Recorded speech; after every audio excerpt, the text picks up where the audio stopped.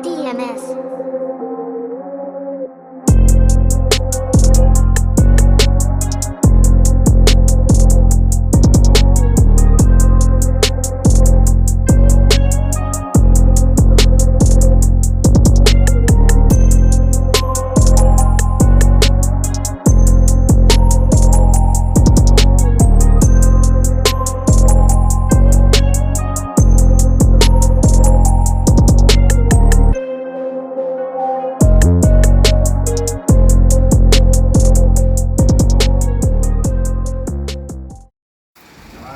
So ayun, naikabit na namin yung disc brake. Yan, naka-disc brake, napatay yung tangke, pakita yung tangke. Naikabit na rin namin yung tangke ng Swift Sport. So, dara-diretso na to. Tayo namin ikabit yun ng tama. Tapos yung harap naman tayo next. Abangan niyo yung sunod na clip ngayon. Para dyan sa harap naman tayo. Thank you. So ayun, lilinis kami ngayon ng engine bay bago kasalpakan ng makina. Do, kahit nandiyan pa yung makinang yan, lilinisan muna namin. Yan, nasa paligid. So yun. Okay. Ito yung linis na.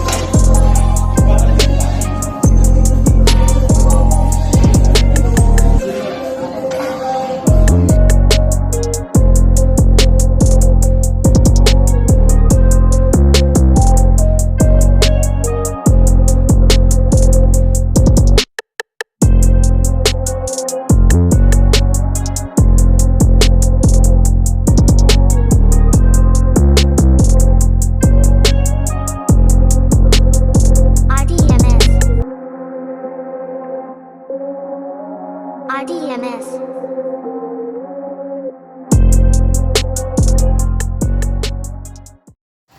So yun guys, good morning ulit. Another day, another baklasan time.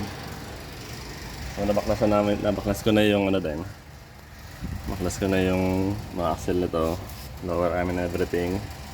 So yun, nandyan siya.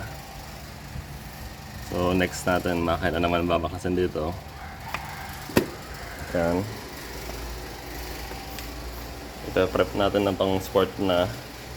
Nakabit na rin natin yung wiring harness ito. Yan, galing doon. Lalagay na dito. Tapos nakikabit na rin natin tong ABS module. Okay na rin yan. Nakikabit na rin natin yung clutch. Okay na rin yun. Nasalpak na lang yung hose line ng clutch, yung hard line. Ayan, babaklasan na lang to. So, mabaklas na to today. Ready na yung engine hoist. Yan. So, makalat pa. Pero yan. Na-detail na rin namin yung engine bay. So, nalinisan na namin. Para pag tinangga, konti na lang lilinisin. Nakatalpak na lang. Excuse me. So, yun. Okay na. Getting ready na to. So, stay tuned. Thank you po. Stay tuned. Opo. Ay, lasing nga.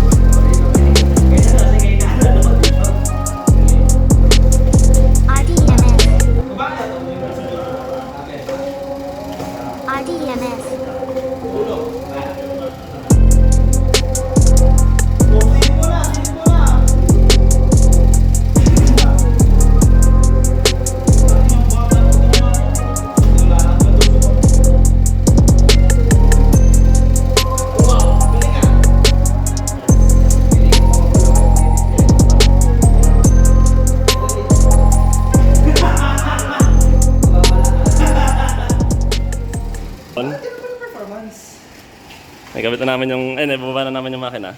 Pili na lang kayo, buy one take one. O, diba? Size difference.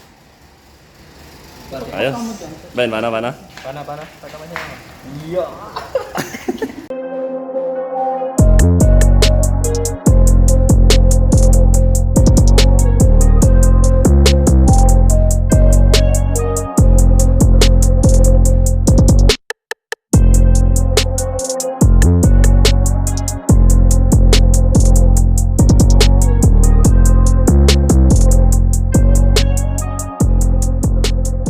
RDMS.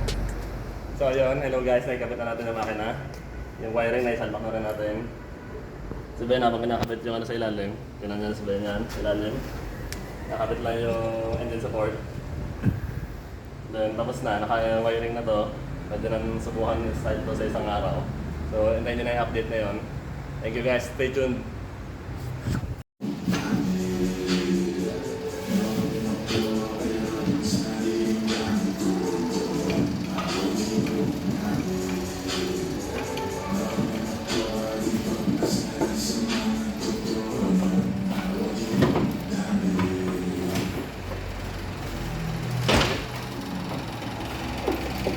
Tak mo kit.